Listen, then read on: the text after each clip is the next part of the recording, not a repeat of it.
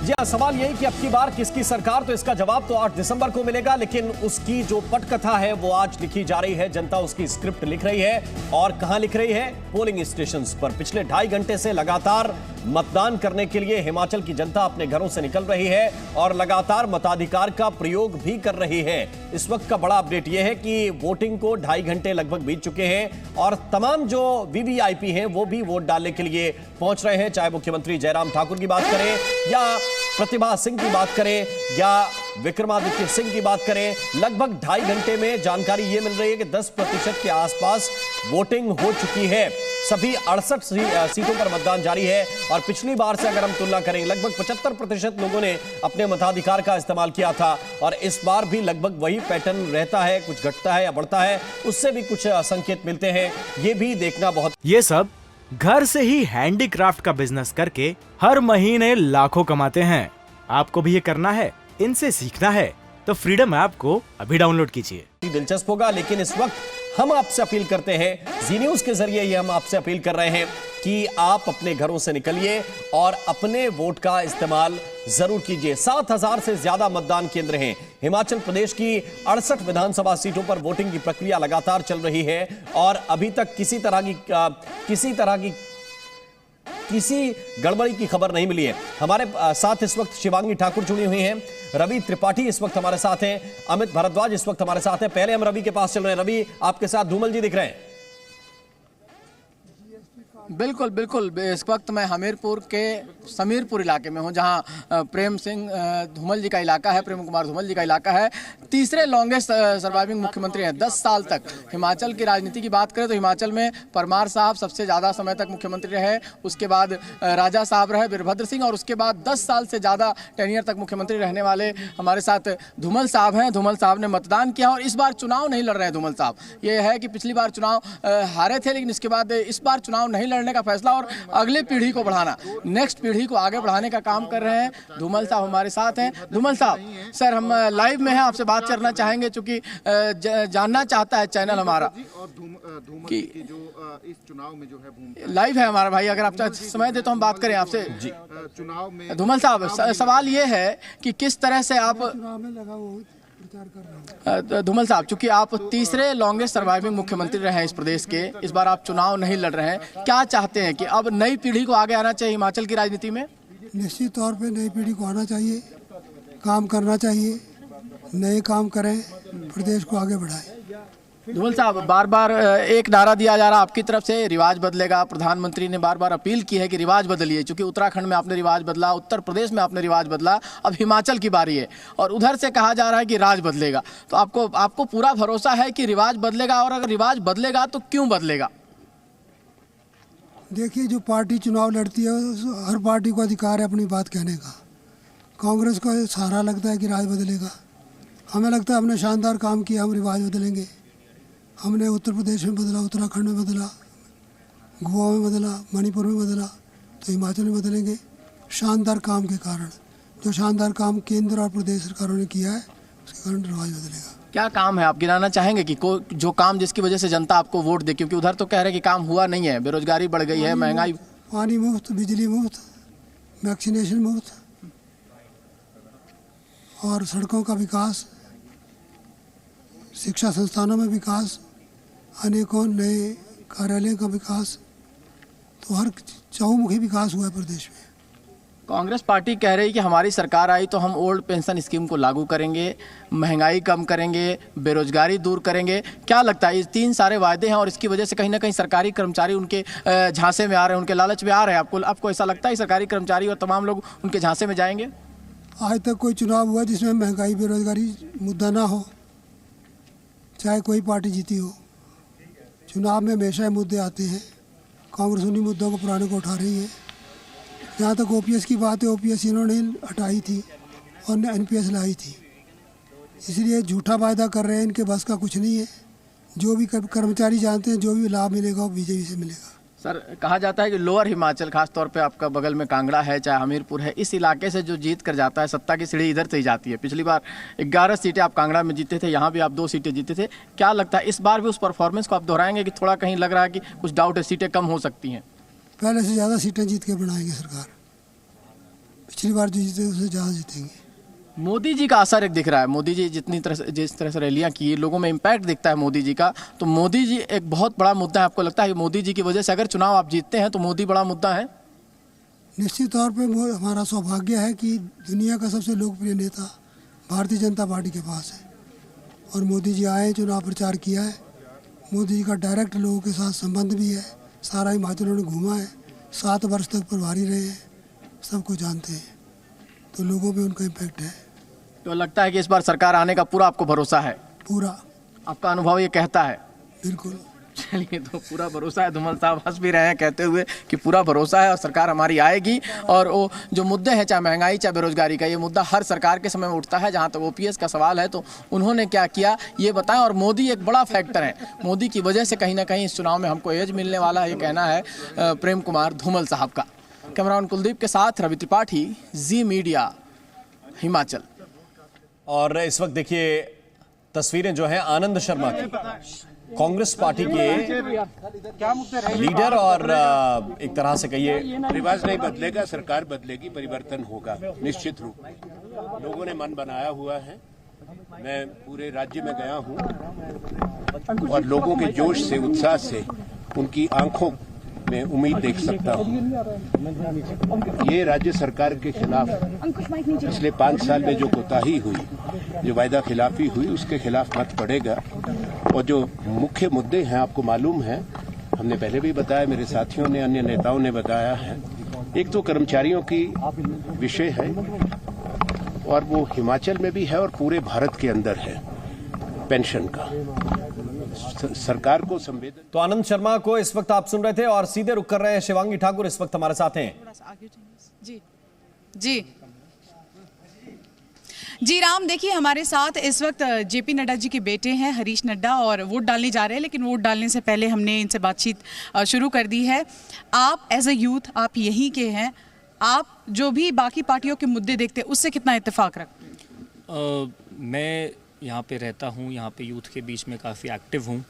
तो यहाँ पे कांग्रेस के लोग एक ऐसा वातावरण क्रिएट करने की कोशिश करते हैं जैसे उन्होंने अग्निवीर के टाइम किया, ताकि हमारा यूथ बहक जाए। यूथ बहुत ही हमारा एक समझदार वर्ग है और वो जानते हैं कि वो किसके पक्ष में। हमारे बहुत बड़े बड़े डेवलपमेंट प्रोजेक्ट्स हैं, बहुत से सेल्फ एम्प्लॉयमेंट की अपॉर्चुनिटीज़ हैं, सेल्फ एम्प्लॉयमेंट की गवर्नमेंट के थ्रू सब्सिडी स्कीम्स हैं। बहुत ही ऐसे विषय में अपने स्तर पे एक सामाजिक कार्यकर्ता हूँ। तो मैंने अपने स्तर पे भी एक एम्प्लॉयमेंट फेयर किया था जिसमें हमने 110 कंपनीज़ को बुलाया था एंड 35 किड्स गेव इंटरव्यू और उसमें से 1100 गॉट जॉब ऑफर्स इन 1 डे। एक बात बताइए, आप यहाँ के हैं, यूथ हैं, आपने अपने पिताजी को यहाँ पर बहुत सालों से काम करते देखा है, लेकिन अब वो राष्ट्रीय अध्यक्ष हैं, ठीक है, कैसे काम में बैलेंस करते हैं और आप लोगों के ऊपर भी क्या उनके काम का प्रेशर आता है? नहीं, हम लोग इनडायरेक्टली सपोर्ट करते हैं। मैं वैसे professionally I am advocate, I practice in Delhi, but जैसे छुट्टी होती है हम यहाँ आते हैं। उनका और यहाँ के पब्लिक के बीच का कनेक्ट बना रहे, बिकॉज उनका पद ऐसा है, लेकिन यहाँ के लोग उनसे बहुत इमोशनली अटैच्ड हैं। तो इसलिए हम उनको सपोर्ट करते हैं, हम इंजॉय करते हैं कि वो लोगों के लिए दिन रात सेवा करते हैं। तो स्ट्रेस नहीं है, बट एक तरीके से कंट्रीब्यूशन है उनके प्रति। और जब तक वो पॉलिटिक्स में है, हम एज फैमिली उनको बाहर से सपोर्ट करते हैं। आपने चुनाव प्रचार बहुत करीब से देखा है, कितनी सीटें निकाल पाएगी इस बार बीजेपी? आकलन क्या है? नंबर्स तो हम लोग ऐसा नहीं बोल सकते, लेकिन आई एम श्योर कि हम अबव 40 जाएंगे और पूर्ण बहुमत की सरकार है। और Bilaspur, as far as Bilaspur is concern, मुझे लगता है 4 सीटें बिलासपुर की कंफर्टेबली बीजेपी जीत। आखिर में वोटरों से कुछ अपील करना चाहेंगे? आप खुद वोट डालने जा रहे हैं। मैं सभी लोगों से चाहूँगा कि आप अपने आसपास देखिए, आपको विकास दिखेगा, डेवलपमेंट दिखेगी, कंट्री की आप पोजीशन देखिए। इंटरनेशनली बीजेपी के और मोदी जी के नेतृत्व में we are growing like anything.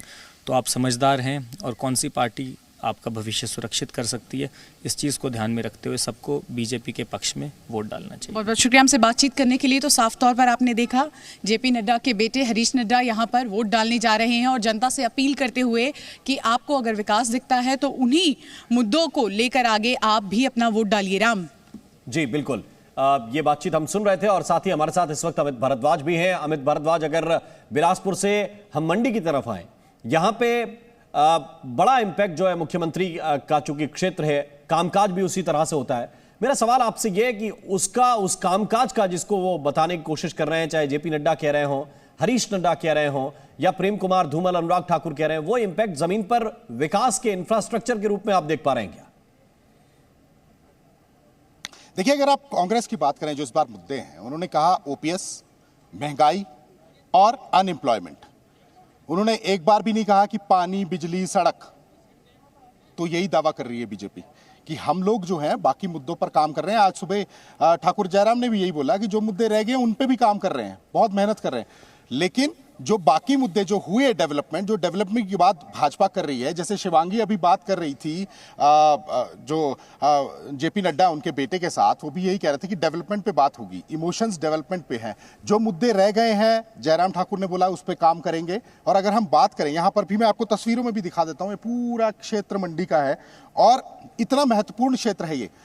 10 सीटें मंडी के क्षेत्र की है, 15 सीटें कांगड़ा से हैं, 5 हमीरपुर से हैं, 4 बिलासपुर से हैं। यहीं से बननी है सरकार।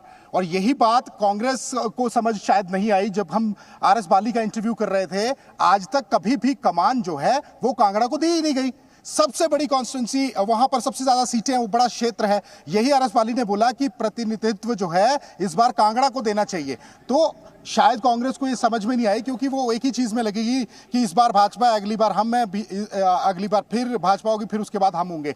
लेकिन ये समझना चाहिए कि ये क्षेत्र जो बड़ा महत्वपूर्ण है, शायद भाजपा को ये समझ में आया। उन्होंने मुख्यमंत्री हमीरपुर से भी बनाया, उन्होंने शांता कुमार को कांगड़ा से भी मुख्यमंत्री बनाया। यहां से आप हमारे मंडी से साथ आप अश्विनी शर्मा हैं, इस वक्त वरिष्ठ पत्रकार हैं। अश्विनी जी, हम स्टेट में देखते हैं तो रीजन बड़े काम के होते हैं कि किस रीजन से आप आते हैं, वहां के लोगों को प्रतिनिधित्व मिल रहा है, वहां तक विकास डेवलपमेंट पहुंच रहा है कि नहीं पहुंच रहा है। लेकिन हिमाचल क्या है, छोटा सा प्रदेश है, सीमित आबादी है। क्या यहां पर भी ये रीजन वाला एक तरह से फैक्टर हावी है? लोग चाहते हैं कि उनके क्षेत्र से प्रतिनिधित्व ठीक ढंग से मिले लोगों को? जी बिल्कुल है। आप जैसे मैं पहले देख रहा था, हिमाचल में ऊपर का हिमाचल, नीचे का हिमाचल। कांगड़ा जो है बहुत बड़ा फैक्टर रहता है। कांगड़ा में 15 सीटें हैं।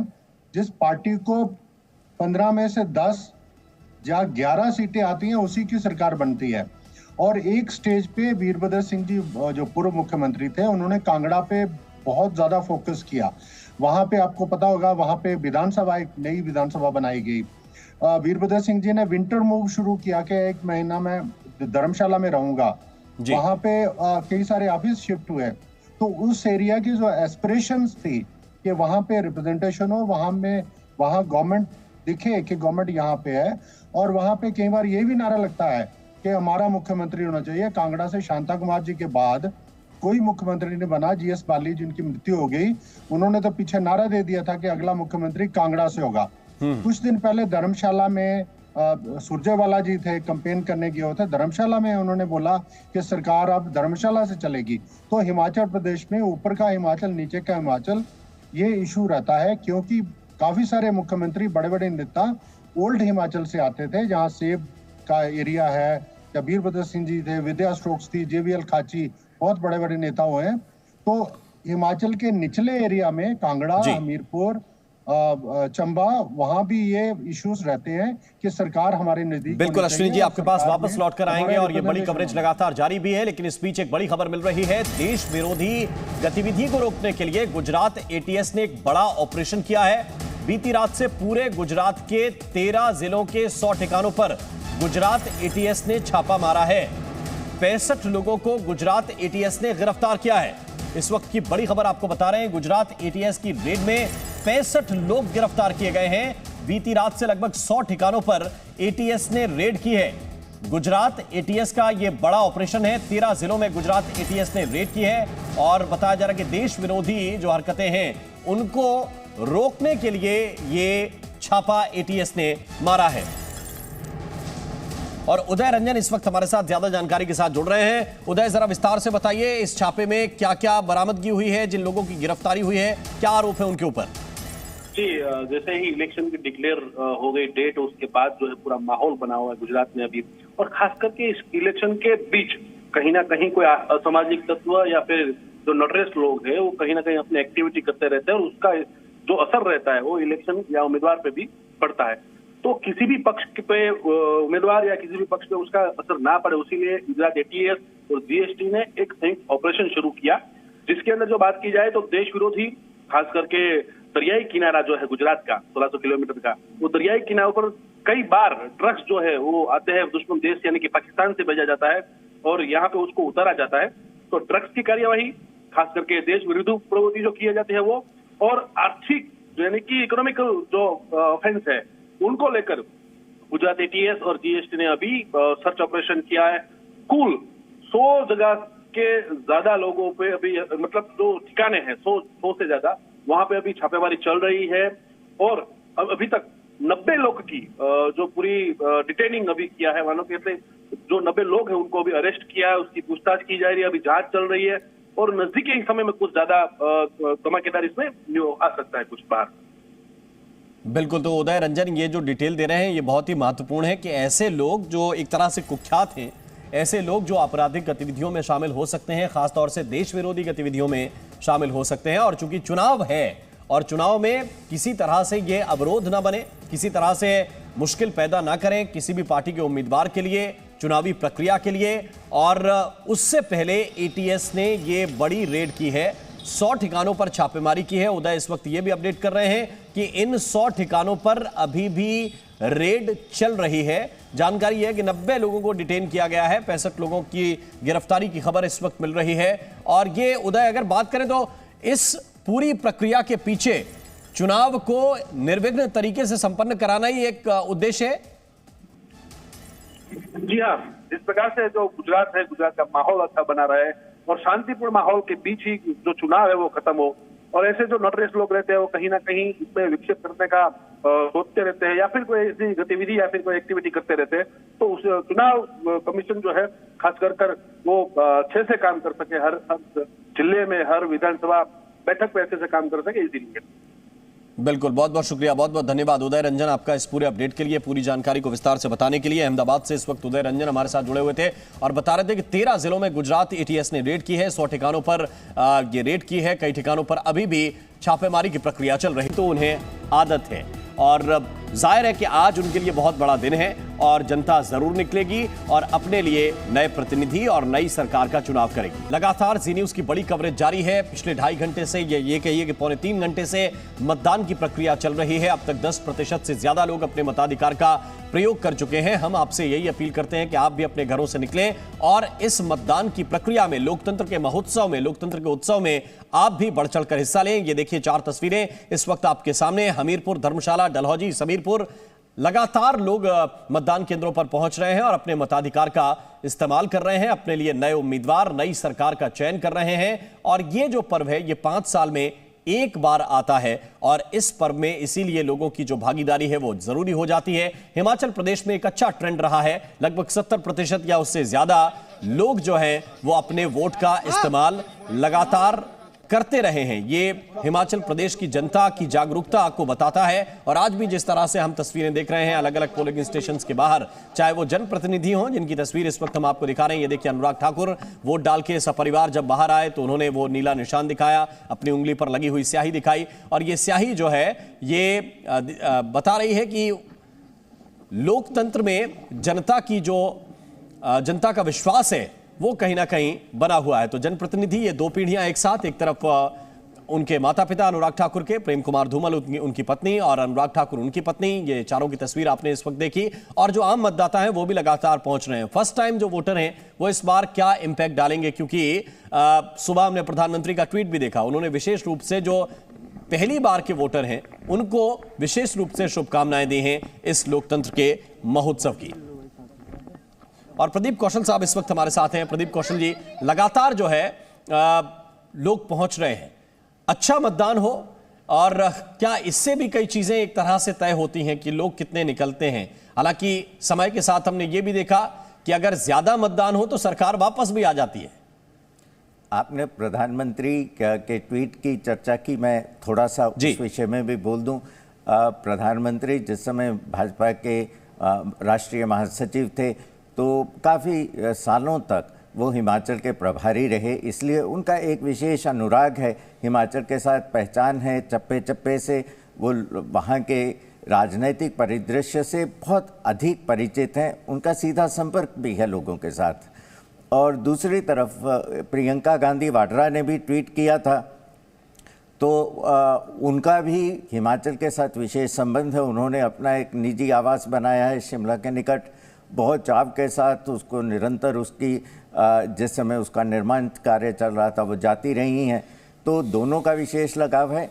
और एक सुदूर प्रांत होते हुए भी, छोटा राज्य होते हुए भी भाजपा ने बहुत हिमाचल को महत्व दिया है। राष्ट्रीय अध्यक्ष हैं जगत प्रकाश नड्डा, वो हिमाचल से संबद्ध हैं और केवल चार लोकसभा के स्थान हैं और फिर भी वहाँ से एक केंद्रीय मंत्री हैं अनुराग ठाकुर।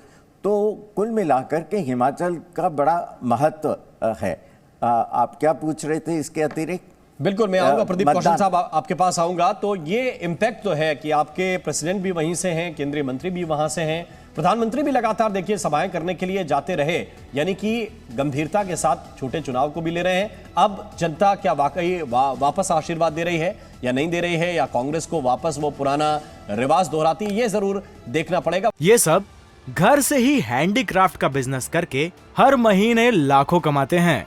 आपको भी ये करना है, इनसे सीखना है तो फ्रीडम ऐप को अभी डाउनलोड कीजिए।